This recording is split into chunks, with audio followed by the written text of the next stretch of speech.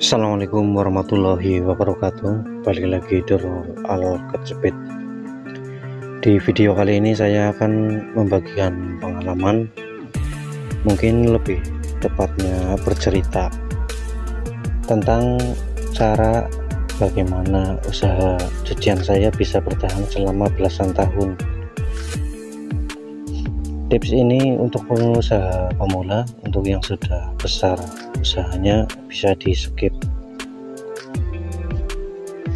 Usaha cucian kendaraan adalah usaha yang sangat minim merugi, karena usaha ini usaha jual jasa atau jual tenaga.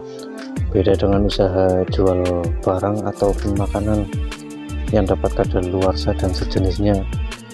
Akan tetapi usaha ini sangat rentan sekali gulung tikar. Terhitung di daerah sekitaran tempat tinggal saya, banyak sekali yang sudah mencoba atau membuka usaha cucian, baik skala besar ataupun kecil, yang tidak bertahan lama. Kebanyakan bisa dibilang musiman, musim ketika bulan Ramadan sampai bulan Syawal. Setelah itu mereka gulung tikar atau lebih mendingnya gonta-ganti karyawan. Pertanyaannya, kenapa bisa seperti itu? Dari hasil pengamatan saya, sekaligus saya juga merasakan sebagai pelaku usaha ini, ada beberapa hal yang menyebabkan usaha ini rentan sekali untuk gulung tikar. Banyak sekali penyebab usaha ini rentan gulung tikar, soal kualitas, tarif, tempat kurang strategis, kurang promosi, dan lain-lain.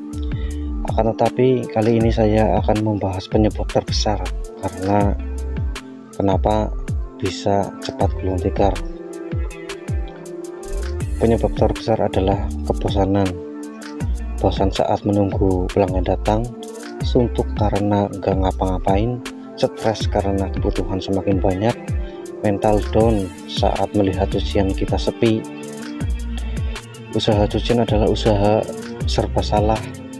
Jika usaha sedang ramai, kita capeknya luar biasa. Akan tetapi jika sedang sepi, kita merasa bosannya juga sangat luar biasa. Apalagi jika kita sudah mempunyai keluarga sendiri, mau disabarin bertahan walaupun sepi, resiko anak istri tidak akan tercukupi untuk kebutuhannya, ujung-ujungnya cari kerjaan lain.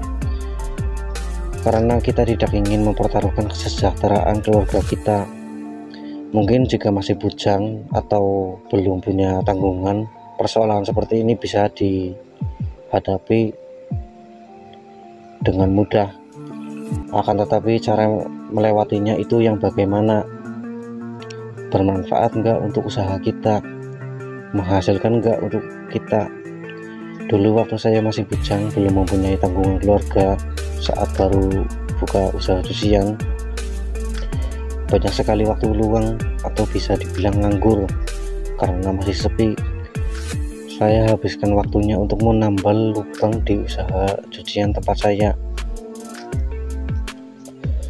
Yang dimaksud istilah menambal di sini adalah saya membangun atau merenovasi tempat saya atau merapikan secara berangsur-angsur agar tempat kita semakin nyaman buat kerja. Karena waktu awal-awal buka usaha, bangunannya masih ala kadarnya, dan saya sendiri yang sedikit demi sedikit merenovasi. Karena mau nyuruh tukang, saya nggak mampu bayar. Untuk materialnya saya kumpulin dari sisa-sisa cucian. Jika ada pick up atau truk dam pengangkut pasir nyuci di tempat saya, terkadang masih ada sisa-sisa materialnya. Dan terkadang untuk batu-batu atau jika kurang pasir, saya ambil sendiri dari sungai. Kebetulan tempat saya dekat dengan sungai. Untuk semen sendiri saya dulu beli sedikit demi sedikit, terkadang cuma 10 kilo, 5 kilo, bahkan 2 kilo, atau sesuai kebutuhannya saja. Awal-awal saya buka di sini masih berantakan, ember tergeletak di mana-mana, penampung air masih menggunakan drum, selang seting berserakan, mesin setim masih diangkut ke dalam ruangan kalau mau tutup, lantai depan belum diplaster, masih tanah, belum ada toren, rangka atap masih menggunakan batang kelapa, tiang cucian belum diplaster, dan lain-lain. saya coba rapikan semua sesuai kemampuan saya. Mungkin untuk hasilnya jauh dari kata bagus, bahkan jika ada yang melihat pasti akan tertawa melihat hasil yang saya buat, karena sejatinya basic saya bukan di pertukangan dan saya bukan tukang bangunan. Saya mengutamakan manfaat ketimbang penampilan. Seenggaknya menurutku ini membuatku nyaman saat kerja. Selanjutnya saya juga aktif di jual beli HP bekas di forum-forum Facebook. Awalnya saya sedang butuh uang, lalu saya coba jual HP saya di forum. Saya beli HP lagi saat sudah punya uang lagi. Saya jual lagi ketika butuh uang. Begitu seterusnya sampai di suatu titik saya iseng beli HP rusak. Saya iseng-iseng benerin, dan ketika sudah normal, ini HP saya jual lagi di forum. Di situ saya mendapat keuntungan lumayan besar, sekitar 600.000 keuntungannya. Akhirnya saya ketagihan jadi pemain per COD-an HP. Saya belajar semuanya dari artikel Google dan YouTube. Berbekal laptop bekas adik saya semasa sekolah. Pada waktu itu saya tidak ada ilmu teknisi HP, akan tetapi karena saya suka dengan teknologi dan rasa ingin tahunya besar tentang perbaikan HP, membawa saya terjun ke dunia perteknisian HP hingga sampai saat ini. Dan alhamdulillah saya sekarang juga sudah membuka kantor HP dan servisan HP, jual beli HP baik, kondisi baik maupun rusak.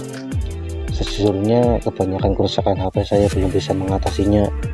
Saya akalin, jika saya tidak bisa mengatasi akan saya bawa ke tempat teknisi teman saya, dan saya masih bisa mengambil keuntungan dari situ. Lanjut, saya juga dulu pernah bermain dropship. Dropship adalah menjual barang secara online tanpa memiliki barang. Kita bisa mengambil keuntungan dari selisih harga dari barang yang kita jual. Untuk ini saya sudah tidak bermain dropship karena sudah tidak optimal di zaman sekarang.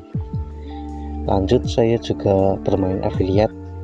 Affiliate adalah mempromosikan suatu brand atau barang, kita hanya mempromosikannya saja, mirip kayak dropship. Akan tetapi ini jauh lebih ringan karena hanya mempromosikan saja.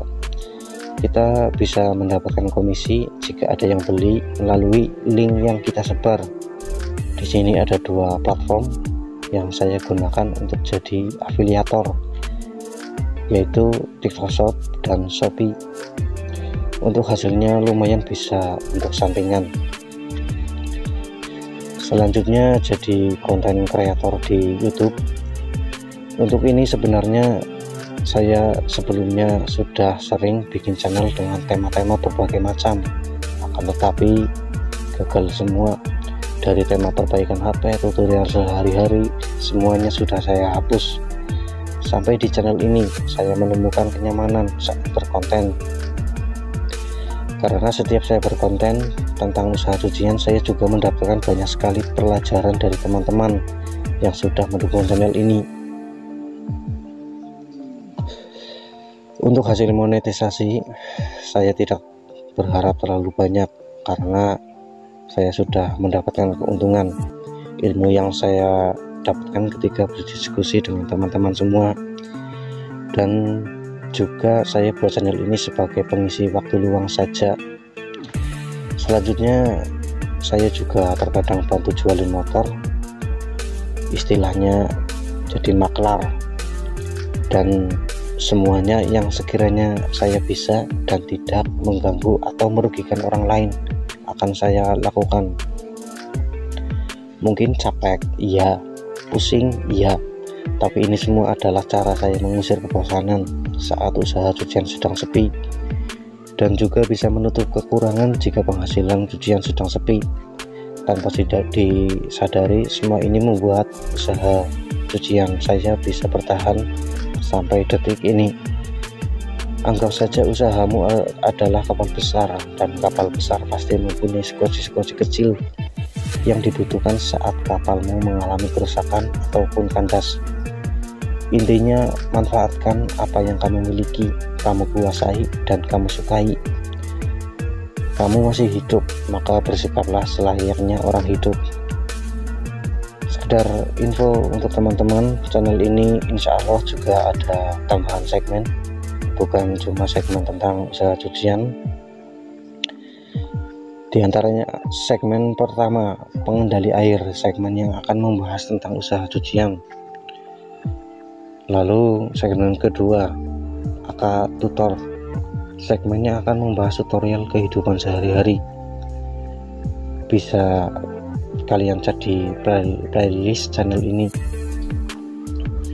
Mungkin segitu saja teman-teman. Jika ada pertanyaan, pernyataan, atau untuk mengkoreksi video ini, silahkan bisa lewat kolom komentar. Insya Allah pasti akan dibaca. Mari kita jadikan kolom komentar sebagai sarana penambah wawasan dan menciptakan jalinan persaudaraan, bukan malah menjadikannya sebagai tempat pembulian sehingga menciptakan permusuhan. Jangan lupa untuk dukung terus channel ini dengan cara share, like, dan subscribe, karena dukungan dari kalian sangat berharga bagi saya demi perkembangan channel ini.